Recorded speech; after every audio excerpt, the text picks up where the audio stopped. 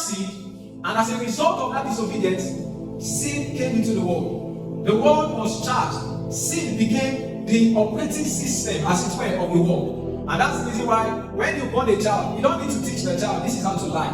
As the child begins to grow in this world, the child, from nowhere, the understanding of how to lie will just come to him. The understanding of how to do what is wrong will just come to him from nowhere. You don't need to take the child to a school and teach the child that this is how, not to steal, don't do this. But what happens is that as he begins to grow, that knowledge begins to catch up with him. Why? Because he's living in a corrupted world. A world that has been corrupted due to the first disobedience of Adam. And that was what Paul was saying in Romans 7, when he said that the things that I want to do, he knows that they are good, but he recognized within himself that he lacked the capacity to do it. He knew that they were good things. He knew, but he said that the ability to do this thing, when I checked inside of me, I can't find it. Paul was showing us that there was a problem, and it was a big problem. Nobody could solve it. Not even the high priests, not the Jews.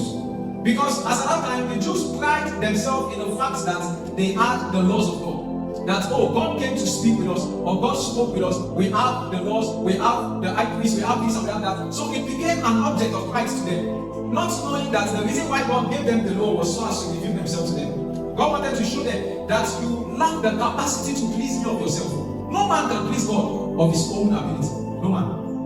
So it could be that you are at that situation, you are at that point in your life where you said, God, I've tried all that I know to do, and yet this habit is not stopped. I've tried all that I know to do, and yet I'm not making progress. It looks as though sin is catching up with me every day. It looks as though the devil is catching up with me every day.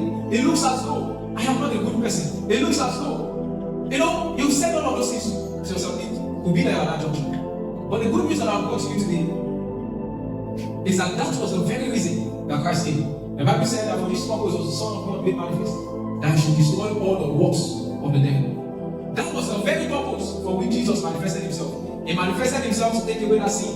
He manifested himself to destroy that sin. He manifested himself to set you free from the shackles, from the chains of sin and of those evil habits. What God wants you to come to, realization of is that you can't help yourself. And that's just the basic truth. You can't help yourself. I can't help myself. I know is in one person, and that person is Jesus Christ. And until you receive the help that Jesus brings, you will not get out of that situation.